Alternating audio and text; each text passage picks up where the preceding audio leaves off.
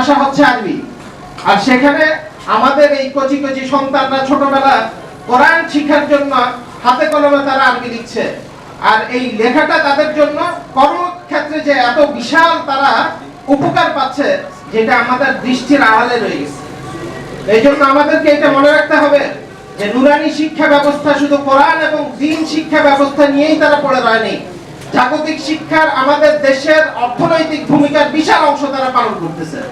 অতএব আমাদেরকে এটা মনে রাখতে হবে যে যদি আমরা কেউ বলে যে ব্যাঙের ছাতার মতো মাদ্রাসা হচ্ছে, ব্যাঙের ছাতার মতো মাদ্রাসা হচ্ছে, এই কথা বলে আপনারা পার পেলে চলবে না। আপনারা আদর্শ নাগরিক কতটুকু তৈরি করছেন, আপনাদেরকে এটা মনে রাখতে হবে যে আমরা আমাদের সন্তানকে সবচেয়ে বেশি ভালোবাসি। প্রত্যেক বাবা তার সন্তানকে সবচেয়ে বেশি ভালোবাসে।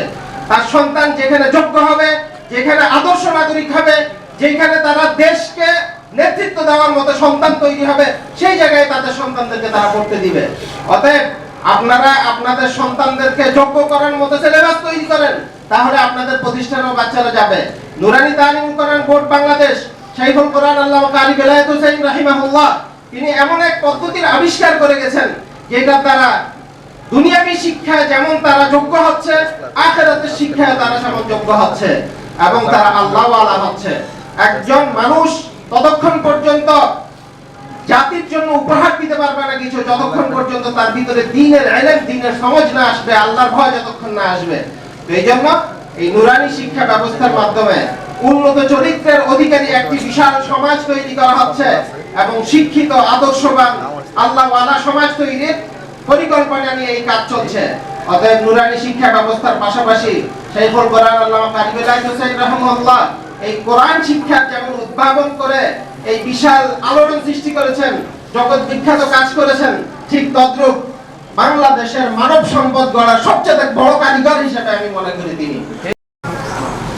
আলা হুব্বি নবিয়্যিহি ওয়া আলি বাইতিহি ওয়া তিলাওয়াতিহি। এই নুরানি তালিমুল কোরআন বোর্ড হযরত রাসূলুল্লাহ সাল্লাল্লাহু আলাইহি ওয়াসাল্লাম এই নির্দেশনা পালনে একটা পন্থা আবিষ্কার করেছে। এটা হলো শাইখুল কোরআন কারি বেলায়েত হোসেন রাহিমাহুল্লাহ তাআলা কৃতিত্বের জায়গা, আলোচনার জায়গা। যে হযরত মুহাম্মদুর রাসূলুল্লাহ সাল্লাল্লাহু আলাইহি ওয়াসাল্লাম আমাদের সন্তানদেরকে যে কোরআন তিলাওয়াতের উপর গড়ে তুলতে বলেছেন, সেটা আমরা বাস্তবে করব কিভাবে? তিনি একটা সহজ পন্থা উদ্ভাবন করেছেন এবং সেই পন্থাটা যেন মানুষ বৈষয়িক জায়গা থেকেও গ্রহণ করতে পারে, পরে এই সিলেবাসটা সমৃদ্ধ হয়েছে।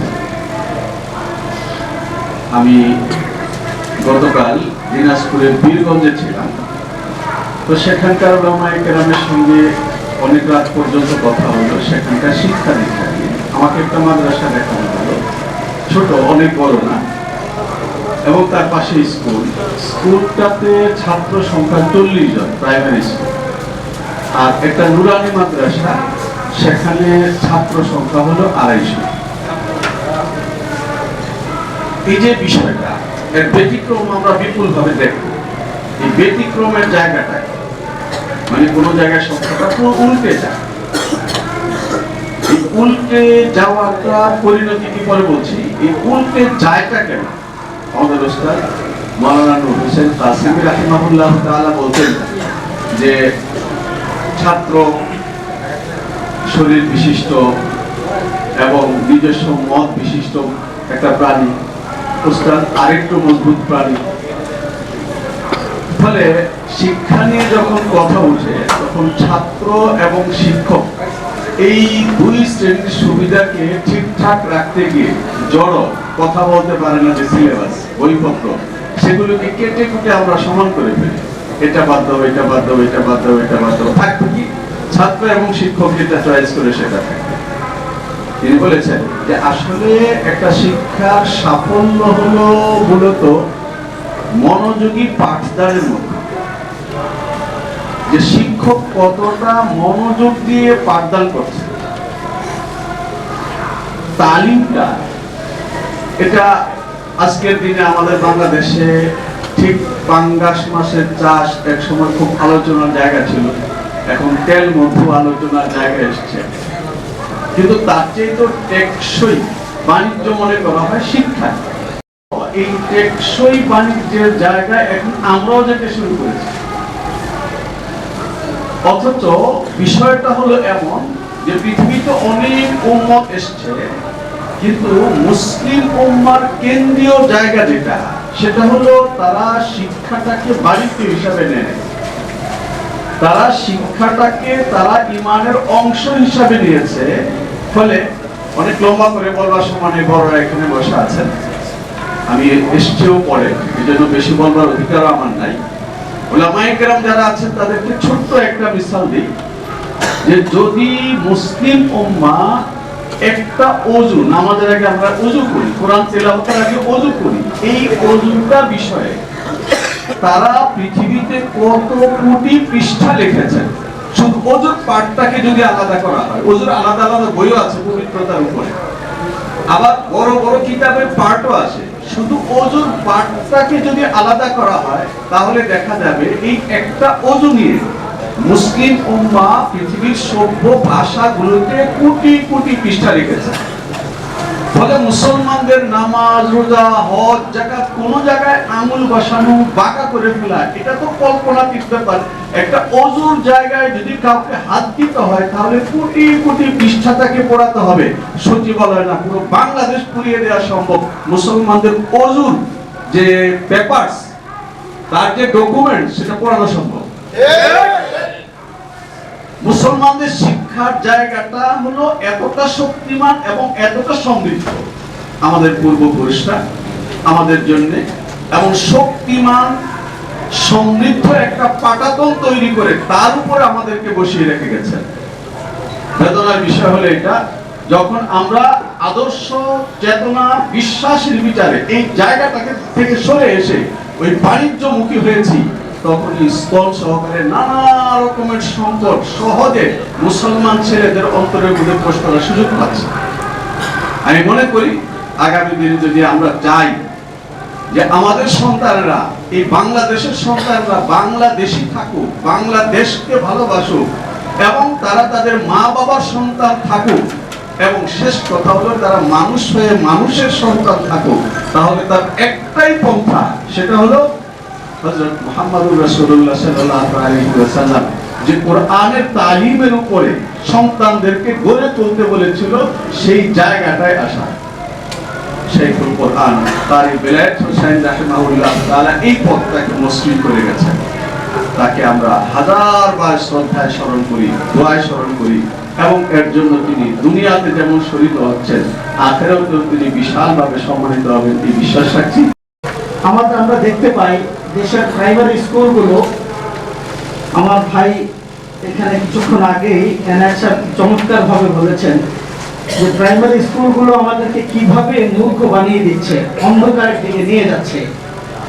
আর সেই জায়গা থেকে মুসলমানের সন্তানকে বাঁচানোর জন্য যে ব্যবস্থা শাইখুল কোরআন আল্লামা কারি বেলায়েত হোসেন নওয়ারাল্লাহু মাকাদাহু আব্বাজান এই উম্মতের জন্য রেখে গেছেন, ওই ব্যবস্থাটাকে যদি আমরা সঠিকভাবে আঁকড়ে ধরতে পারি এবং ওনার সেই চিন্তা এবং ওনার সেই ব্যথাটা যদি আমরা অনুধাবন করতে পারি, তাহলে উনি যে ব্যথা নিয়ে লালন করেছেন, যে ব্যথা নিয়ে দুনিয়া থেকে গেছেন, যে একজন মুসলমানের সন্তানও যেন জাহান্নামী না হয়। আর প্রত্যেকটা মুসলমানের সন্তানকে জাহান্নাম থেকে বাঁচাইতে হলে ইলমে ফরিজা এবং কোরআন শিক্ষার বিকল্প কোনো ব্যবস্থা নাই। অতএব জাহান্নাম থেকে বাঁচতে হলে যে ইলমে ফরিজা শিক্ষা লাগবে, সেইটাকে বাংলাদেশের মধ্যে আপামর জনসাধারণ সবার জন্য উন্মুক্ত করার যত রকমের ব্যবস্থা, যত রকমের প্রচেষ্টা, সবগুলো আমাদেরকে করা উচিত।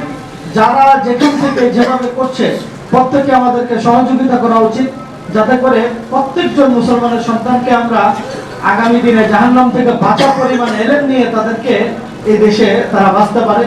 তাহলে এই সমাজ শান্তি পাবে, দেশ উন্নতি হবে, মানুষের মধ্যে সাম্য, ভদ্রতা প্রকাশ পাবে। আল্লাহ পাক আমাদেরকে বুঝগুলো বুঝার তৌফিক দান। সরলভাবে কোরআনে কারিমের তেলাওয়াত, জরুরি মাসাইল, এইগুলো যেন তারা শিক্ষা করতে সক্ষম হয়। তাদের ব্যথা ফিকির সকলেরই ছিল।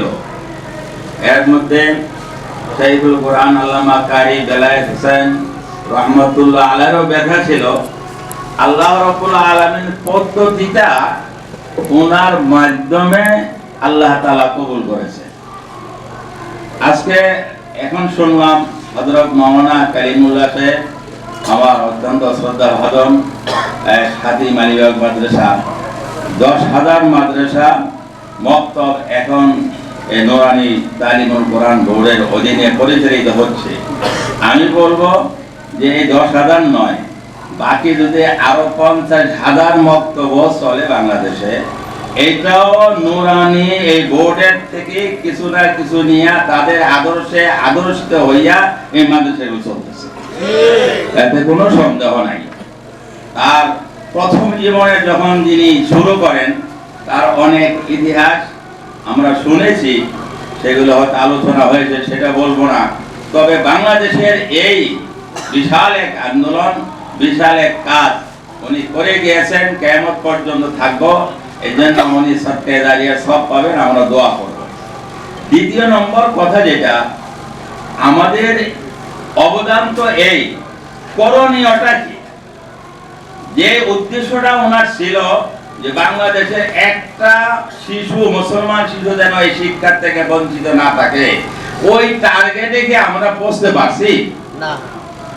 যদি আমরা দেখি অনেক নুরানি মাদ্রাসা, কিন্তু যদি আমরা জরিপ করি যে কত পার্সেন্টেজ কে আমরা শিক্ষা দিতে পারতেছি এখন আর কত পার্সেন্ট এখনো বাকি আছে, তাহলে এই জরিপ মনে হয় আমরা অনেকে করতে পারবো না, ভাববো যে না হচ্ছে। কিন্তু বাস্তব ক্ষেত্রে কোনো এক জায়গায় মাওলানা বললেন সাহেব যে এক জায়গায় 40 জন স্কুলে আছে, 250 নুরানি মক্তব আছে, এটা অত্যন্ত খুশির কথা। কিন্তু বহু জায়গায় এরকম আছে, বহু ইউনিয়ন, বহু থানা, যে কোনো মক্তবই নাই। সেই কারি বেলায়েত সাহেব রহমতুল্লাহ আলাইহির ইচ্ছা তো ছিল যে ঘরে ঘরে সারা বাংলাদেশের প্রত্যেকটা জায়গায় এটা হবে। এখন যদি আমরা পার্সেন্টেজ হিসাব করি, আমার মনে হয় না এখন আমরা 40% পর্যন্ত সবাই মিলে বসতে পারছি।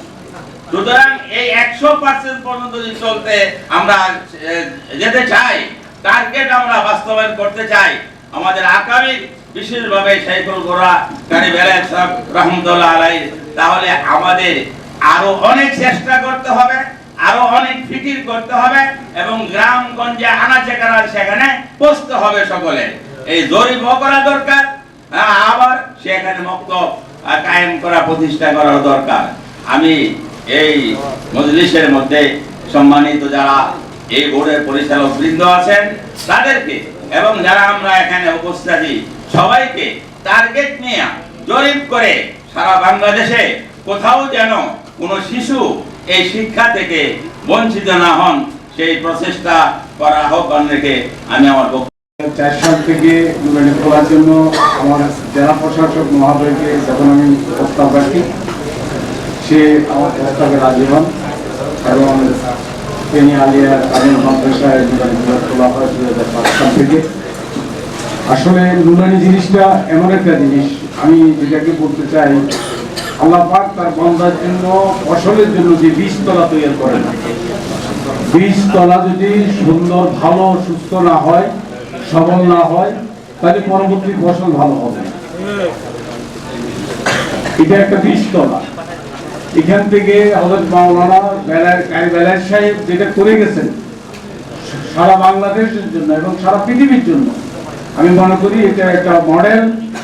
আল্লাহর কোরআন, আল্লাহ রাসূলের বাণী, প্রত্যেকটা জিনিস এবং নামাজের জন্য যেগুলা দরকার, প্রয়োজনীয় যে জিনিসগুলো, এগুলা বেলায়েত সাহেবের মাধ্যমে আল্লাহ পাক তার বান্দাদের জন্য একটা উপহার শুরু করেছেন। আমি নুরানি বিভাগ খোলার পরে আলিয়াতে প্রথম একজন আলেম চিটাগং থেকে এসেছিলেন, খুব বজুর্গ লোক, আমার প্রিন্সিপালকে বলেছেন যদি এতদিন আলিয়ার প্রিন্সিপাল ছিলেন, কোনো নাজাতের ব্যবস্থা হয় না, নুরানির কারণে আখিরাতে নাজাতের একটা ব্যবস্থা হবে। আসলে ওনার কথাগুলা শুনলে আমাদের মন শিহরে উঠে। আসলে আমাদের প্রত্যেকটা কাজ যেন দুনিয়াতে হয় আখিরাতের জন্য, আমরা এটাই আশা করব।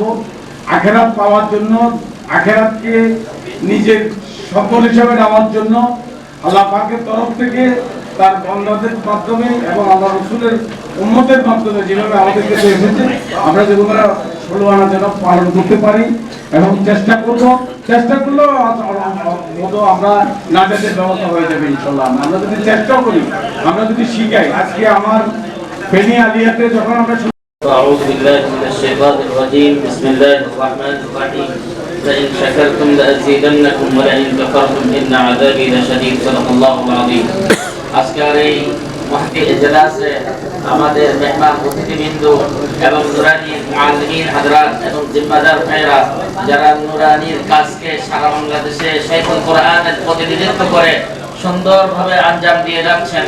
আজকে অনেকগুলি প্রস্তাব এসেছে, অনেক সুন্দর সুন্দর আলোচনা এসেছে। আমি শুধু একটি কথাই বলবো, আপনাকে আমাকে শাইখুল কোরআন যেই দৃষ্টিকোণ, যেই চিন্তা, যেই ফিকির লালন করে আল্লাহর কাছ থেকে চেয়ে এই জাতির জন্য, এই দেশের জন্য নুরানিকে এনে দিয়েছেন, আমিও শাইখুল কোরআনের ফিকিরকে লালন করে, ওনার আমালকে, ওনার আখলাককে লালন করে, ওনার দরদকে লালন করে যদি এই ময়দানে মেহনত করি, তাহলে ইনশাআল্লাহ আমরা যে প্রত্যাশা নিয়ে আছি সেটা বাস্তবায়ন ঘটবে ইনশাআল্লাহ। আল্লাহ আপনাকে আমাকে সবাইকে তৌফিক দান করুক এবং আমি সবাইকে মোবারকবাদি এবং সবার শুকরিয়া জ্ঞাপন করে এখানে আজকের অনুষ্ঠান সমাপ্তি করছি এবং আমরা দোয়ার মাধ্যমে শেষ করব। আল্লাহুম্মা সাল্লি আলা মুহাম্মাদ ওয়া আলা আলি মুহাম্মাদ কামা সাল্লাইতা আলা ইব্রাহিম وعلى آل إبراهيم إنك حميد مجيد اللهم بارك على محمد وعلى آل محمد كما باركت على إبراهيم وعلى آل إبراهيم إنك حميد مجيد اللهم ربنا ظلمنا أنفسنا وإن لم تغفر لنا وترحمنا لنكونن من الخاسرين مولانا তোমার মেহেরবানিতে আপনার জাহানের উসিলায় শাইখুল কোরআনের উসিলায় আমরা এই সুন্দর নিজাম, ইন্তজাম, তালিম, তারবিয়াত সব পেয়েছে মাওলা, যার উসিলায় এই জাতি সুন্দরভাবে দ্বীনদার হওয়ার রাস্তা তুমি খুলে দিয়েছো। আমার আব্বাকে জান্নাতে আলা আলা মাকাদ্দার করো, আমার আম্মাদের সাথে আলা আলা মাকাদ্দার করো। নূরানের জন্য যারা মেহনত করতেছে সবাইকে কবুল করে দাও। এই নূরানের যে সমস্ত ভাইরা দুনিয়া থেকে চলে গেছে আল্লাহ, তাদেরকেও শাইখুল কোরআনের সাথে জান্নাতে আলা আলা মাকাদ্দার করো। মাওলা যে সমস্ত ভাইরা মেহনত করতেছেন শ্রম দিয়ে, বক্তব্য দিয়ে, কথা দিয়ে, লিখনে দিয়ে, আল্লাহ সবাইকে তুমি কবুল করে দাও। আল্লাহ নূরানের এই নূরকে প্রত্যেক ঘরে ঘরে পৌঁছে দাও। রব্বানা তাকাব্বাল দুআআনা রব্বানা তাকাব্বাল মিন্না ইন্নাকা আনতাস সামিউল আলিম ওয়া তুব আলাইনা ইন্নাকা আনতাত তাওয়াবুর রাহিম ওয়া সাল্লাল্লাহু ওয়া সাল্লাম আলা সাইয়্যিদিনা ওয়া নাবিয়িনা মুহাম্মদ ওয়া আলা আলিহি ওয়া আসহাবিহি আজমাইন আমিন।